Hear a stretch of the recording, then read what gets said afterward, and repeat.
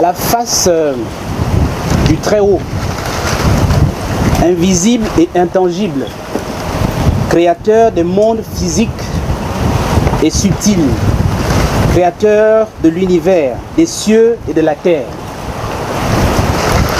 Dieu bienheureux et clément, à la colère lente mais dévastatrice, empli d'amour pour le peuple du Gabon, ses enfants, mais aussi juste et bon. Devant le Dieu de nos pères, le Dieu du Gabon, éternel et immortel, devant nos génies tutélaires, nos ancêtres méritants et bienheureux gardiens de la terre sacrée Gabon, encore appelée Jardin d'Éden, devant tous les esprits de nos rites, Mouiri, Melan, Njobi, Bouiti, Fan, Djembe, moi, Nkomening. Devant la presse, je dois prendre la parole ce jour pour vous dire que la raison qui nous amène ce jour est simple. Je suis là pour vous parler du Gabon. Parce que dans la langue que je connais le mieux, le Fang, on dit bah, quand il faut faire la vérité, il faut faire la vérité. Les blagues ont des limites. Alors, nous avons commencé au Conseil des rites et traditions il y a déjà plusieurs années à condamner avec fermeté tout ce qui se passe dans notre pays comme crime de sang, crime rituel. Et nous condamnons toutes les accusations mensongères qui nous sont adressées à nous. Beaucoup de Gabonais ont pu constater qu'il y a eu une campagne qui vise à faire porter à la communauté des Nganga le mal du Gabon, comme si les crimes dits rituels, c'était les Nganga, nous qui en étions les promoteurs. Nous tenons à condamner avec fermeté tous ces propos. Le Conseil rappelle que les valeurs fondatrices de notre tradition sont profondément ancrées dans le respect de la vie. Mon nom, c'est Nkomening, celui qui arrange la vie. Comment pourrais-je ôter la vie? Et quand vous prenez l'incombe de toutes les personnes autour de moi, ça tourne toujours sur la préservation de la vie. Vous allez prendre un vous allez prendre tous les incombes que vous voulez autour de moi. Ça tourne toujours sur la préservation de la vie. Vous allez prendre Bissoumba, l'origine de la vie. Comment pouvons-nous être des promoteurs des crimes de sang? Le Conseil dit que la dignité humaine, la vie des Gabonais n'a pas de prix. Aucun rite authentique de chez nous ne saurait cautionner des actes barbares. Ces pratiques sont contraires à ce que nous sommes. Ces pratiques sont aux antipodes de ce que nous ont légué nos pères. Ce sont des pratiques importées dans notre pays. Et le Conseil rappelle que le 26 octobre 2023, au rond-point de Nzayon, lorsque j'ai reçu l'autorisation ouvertement de parler au nom des rites et traditions, lorsque le Conseil a été créé, le premier acte de Nkomening, c'était d'interdire les marabouts et féticheurs étrangers au Gabon. Le Conseil déplore que beaucoup de personnes à cette époque ne nous ont pas soutenus. Il y en a qui ont rigolé. Il y en a qui ont dit, bon, il a mangé l'iboga, il est fou. Il y en a qui ont pensé que c'est un jeu. Alors que ce jour-là, très précisément, pendant que je prenais la parole, j'avais indiqué que le Gabon, notre pays, va connaître 3 grandes crises. La première crise était écologique et environnementale. Dès le 26 octobre, vous avez vu quelques jours plus tard, les ponts se sont cassés, les éboulements, les rivières sont descendues. Vous avez vu la nature au Gabon qui a réagi. Là où il y avait des vieux ponts établis, complètement cassés. Là où il y avait des routes, toute la nature a réagi. Les génies du Gabon avaient réagi favorablement à l'appel qui avait été lancé. Mais il s'est trouvé quand même des Gabonais entre griffes intelligents qui ont fait l'école des Blancs, qui ont dit non, c'est de l'environnement, c'est des dégâts, etc., etc. Bref, c'était le premier signe. Ensuite, nous avions dit ce jour-là que la deuxième crise au Gabon serait politique. C'est pour cela que nous n'étions pas allés au dialogue national. Parce que Dieu nous avait déjà dit, et nos génies, de ce dialogue, ils sortiront en discorde nationale. Tous ceux qui ont les yeux ont vu la discorde nationale. Au lieu que le dialogue aboutisse sur un consensus, il aboutit sur une division des enfants du Gabon. Encore une fois de plus, les gens n'ont pas dit que Nkomeni a eu raison. On connaît la véracité d'un prophète à partir du moment où les choses qu'il dit se réalisent comme il a dit. La troisième étape de la crise au Gabon, ce sera la crise économique et sociale. Tout le monde aujourd'hui peut voir les difficultés que les Gabonais ont à joindre les deux bouts. Tout le monde peut voir aujourd'hui la rareté de l'argent. Nkomeni l'avait dit en octobre 2023.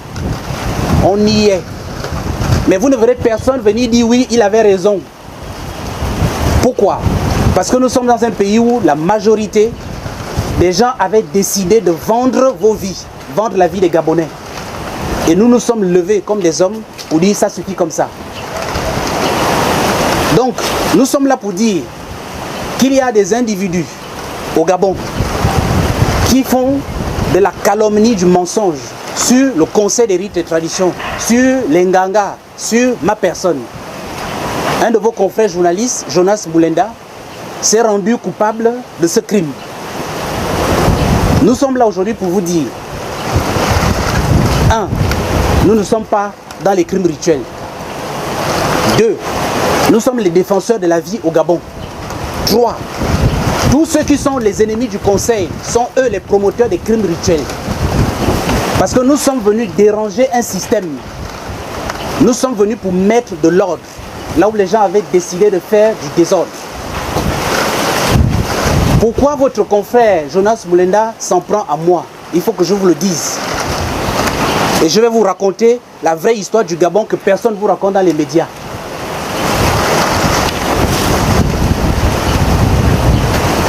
Depuis qu'il y a eu le coup d'État au Gabon, le général président s'est déplacé un peu partout, il allait partout en Italie, il a fait le tour du monde. Il va voir les investisseurs pour dire oui, venez investir au Gabon, etc. etc. Vous avez vu ça, n'est-ce pas? Oui. Mais vous savez ce qui se passe?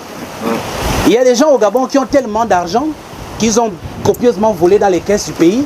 Ils ne savent pas quoi faire de cet argent. Chaque fois que le président du Gabon passe quelque part pour voir les investisseurs pour dire venez investir au Gabon pour améliorer la vie des Gabonais, faire les routes, les écoles, les hôpitaux, créer de l'emploi pour que les Gabonais vivent bien, il y a des gens dans ce pays qui prennent l'argent qu'ils ont volé au Gabon, ils payent des avocats pour passer derrière voir les mêmes hommes d'affaires pour dire ne venez pas au Gabon, c'est pas stable, il n'y a pas les droits de l'homme, il y a les crimes, etc., etc. pour gaspiller notre pays. Première chose. Et c'est bien que les médias vous puissiez le relayer. Je le dis et nous l'assumons. Voilà ce que les Gabonais font dans votre pays. Pendant que certains veulent travailler à améliorer vos conditions de vie, il y en a qui prennent l'argent qu'ils ont volé dans les caisses du Gabon pour aller saboter ce travail-là. Ensuite, deuxième chose, et vous allez remarquer, parce que je donne toujours les preuves, depuis un moment de la transition, l'État gabonais essaye de rembourser les dettes chaque fin du mois. Mais bizarrement, la note souveraine du Gabon ne fait que baisser. On ne fait que dégrader la note économique du Gabon. Qu'est-ce qui fait ça? Il y a des gens au Gabon qui payent des lobbyistes pour détruire la crédibilité économique de leur pays. Parce qu'ils ne savent pas quoi faire de l'argent. Conséquence, le pays, le Gabon se retrouve en récession économique parce que personne n'a envie de prêter de l'argent à un pays dont la note économique baisse. Quand Nkomeni avait dit la crise économique et sociale, on ne m'a pas cru. Mais voici qu'on y est. L'État fait des efforts chaque mois pour rembourser la dette, mais il y a des Gabonais qui passent par derrière payer des lobbyistes pour détruire la note économique de leur pays. Troisième chose, ces mêmes Gabonais se sont dit bon, il faut qu'on passe maintenant à la phase terminale de notre plan. Il faut s'en prendre en Nkomeni. Et je vous le dis pour que vous puissiez le relayer.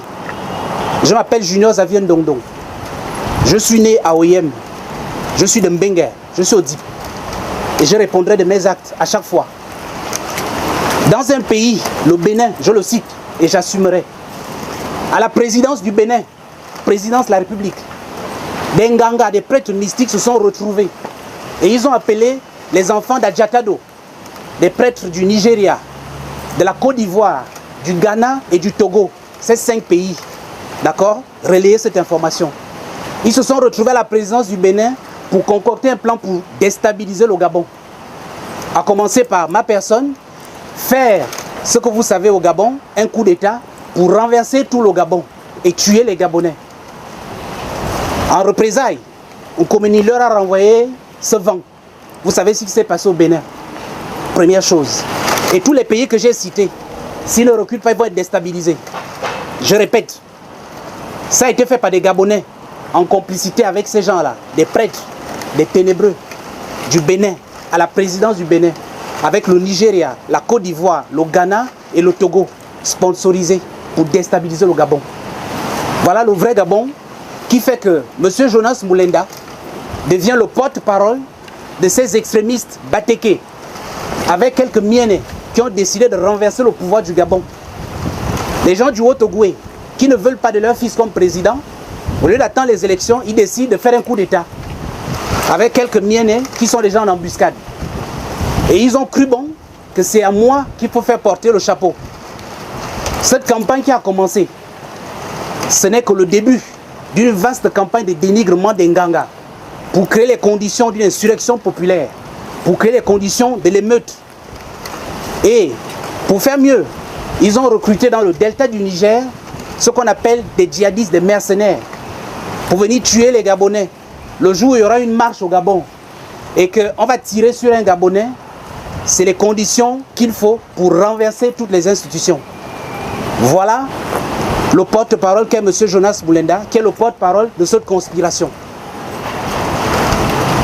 Et donc voilà ce monsieur qui porte des accusations sur les Nganga, qui dit que nous sommes des criminels de sang, nous tuons les enfants. Alors que nous ici, nous sommes ceux qui défendent la vie. Je rappelle que le 9 mars, nous sommes allés au bord de mer. Nous avons égorgé 9 coqs, les 9 provinces du Gabon. Et si vous avez souvenance des paroles qui ont été prononcées ce jour-là, Nkomeni avait dit ceci: nous scellons les provinces du Gabon afin qu'il n'y ait plus de sang versé. Nous scellons les côtes parce que c'est la porte d'entrée pour qu'il n'y ait plus de crimes de sang. Et nous désenvoûtons nos plages. Mais vous savez ce qui s'est passé après, non? Il y a eu une campagne nationale contre le Conseil des rites et traditions. Parce qu'il y a des gens que ça a dérangé, qui sont amis avec les féticheurs du Bénin, avec les féticheurs d'ailleurs, qui se sont associés pour faire du satanisme au Gabon. Voilà la réalité que personne ne veut vous dire. Et je suis là aujourd'hui pour vous dire, maintenant, étant donné que les gens sont rentrés au Gabon pour dire qu'ils vont venir tuer les Gabonais, déstabiliser le Gabon, nous avons décidé au Conseil, tous les étrangers qui ne sont pas en règle, qui n'ont pas de papiers au Gabon, ils ont 1 mois pour quitter le Gabon. 1 mois. Sinon la terre du Gabon va les rejeter.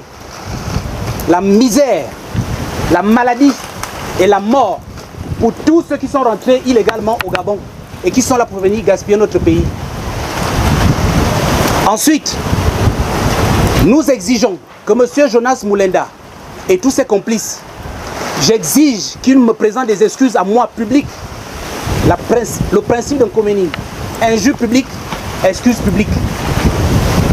S'il ne présente pas des excuses publiques, je prends les Gabonais à témoin et ses parents de Mandi. Je ferai de lui un exemple. À partir d'aujourd'hui, je le dis avec gravité, le Gabonais qui va encore se lever, ou l'étranger, pour venir m'insulter, insulter les membres du conseil Nganga, je vous le dis et j'assume, je l'envoie au cimetière. Écrivez ça.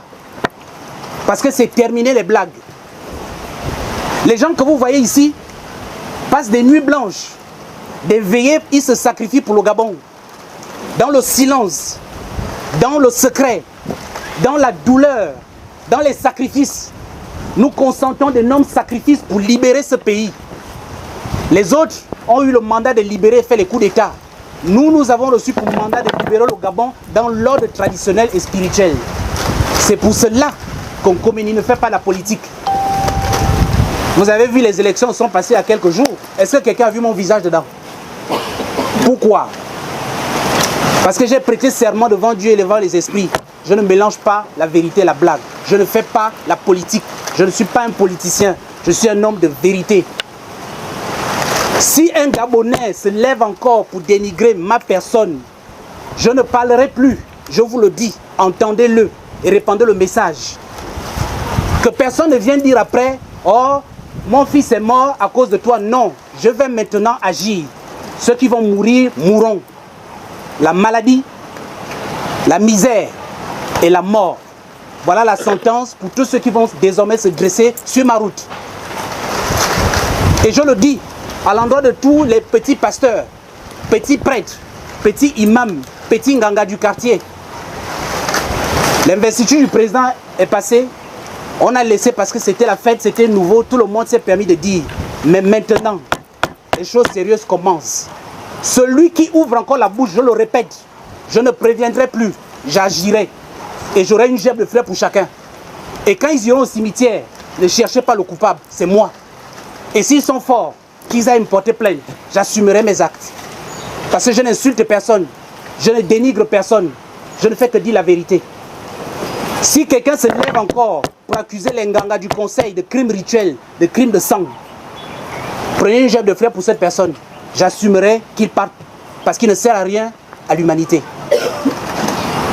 Mesdames et messieurs, ce sont les deux principales choses que nous avons prévues ce jour. On profite à présenter les condoléances à toutes les familles endeuillées au Gabon en disant que nous nous sommes levés pour empêcher qu'il y ait des crimes de sang, mais il y a des Gabonais comme nous qui se sont dressés sur notre route pour faire la promotion de ces crimes. Maintenant, les Gabonais doivent savoir que le moment de vérité est arrivé. Nous demandons au gouvernement de la République, au ministère de l'Intérieur et de la Justice, de sortir les dossiers. Il faut qu'on sorte les dossiers des crimes rituels, des crimes de sang. Pas les dossiers seulement d'aujourd'hui, 2025. Les dossiers d'il y a 10 ans, d'il y a 15 ans, d'il y a 20 ans, d'il y a 30 ans. Parce que la vérité doit maintenant être sur les Gabonais. C'est fini. Verser le sang des Gabonais gratuitement. C'est terminé ça. Merci.